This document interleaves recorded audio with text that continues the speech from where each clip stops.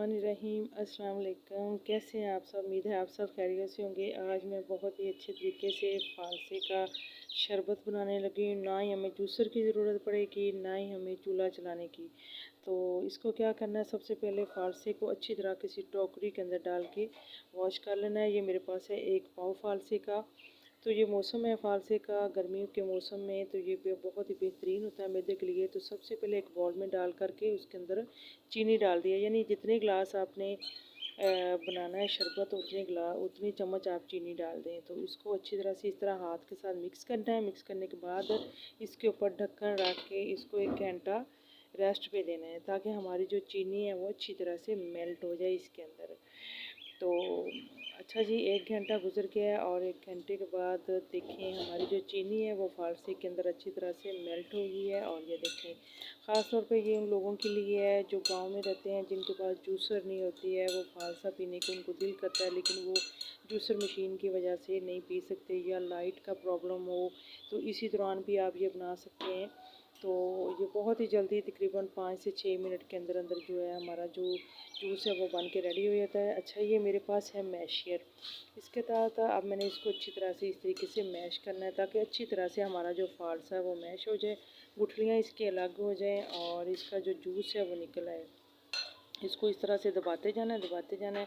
अच्छा, अगर आपके पास ये मैशियर नहीं है, फिल बर्ड्स किसी घर में नहीं भी होता, तो आपको टेंशन लेने की बिल्कुल भी ज़रूरत नहीं है। फिर आपको एक और तरीका बताती हूँ, वो इससे भी ज़्यादा बेहतरीन है।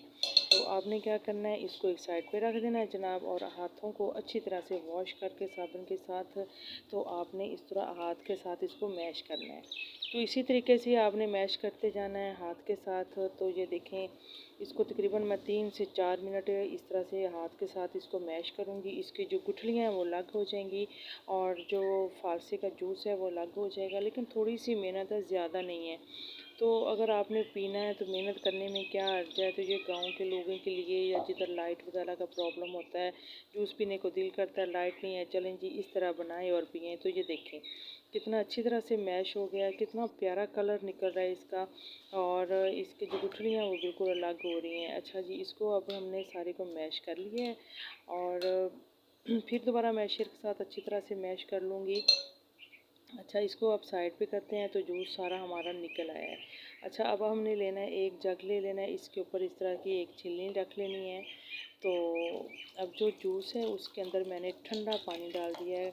तो इसको इस तरह इससे पानी डाल देना है, और जितने गिलास आपने बनाना है उतने गिलास आप पानी डाल दें।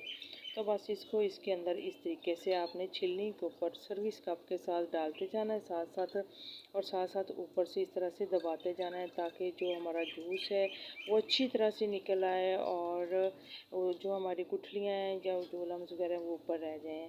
अच्छा, अगर आपको वीडियो अच्छी लगे तो प्लीज़ लाइक और सब्सक्राइब ज़रूर कीजिएगा। तो अच्छा सा कमेंट्स भी दे दिया करें। तो ये देखिए कितना मैंने आसानी के साथ बगैर मशीन के जूस बना लिया। ये देखिए कितना अच्छा बन कर के रेडी हुआ है। तो आप चाहें तो इसमें और भी पानी डाल सकते हैं, लेकिन मैंने बनाना था सिर्फ 2 गिलास। तो अब गिलास मैंने रख दिए हैं, उसके अंदर जो मैंने छोटे छोटे बर्फ़ के टुकड़े भी रख दिए हैं। पानी तो हमारा काफ़ी ठंडा था, लेकिन इसमें ज़्यादा पानी ठंडा हो जाए तो ज़्यादा मज़ा आता है पीने का। अच्छा, ये तो ये देखें हमारा सारा जो जूस है वो ग्लासों के अंदर डाल रही है। तो बहुत ही मज़े का जायका लग रहा है दिखने में। तो जनाब, हमारी वीडियो अगर आपको अच्छी लगे तो लाइक और शेयर कीजिएगा। तो इसमें थोड़ा थोड़ा मैंने पानी और डाल लिया, मैंने चेक किया था चीनी थोड़ी सी ज़्यादा थी। इसी के साथ ही मुझे इजाज़त दें, अपना बहुत सारा ख्याल रखिएगा। अल्लाह हाफिज़, बाय बाय।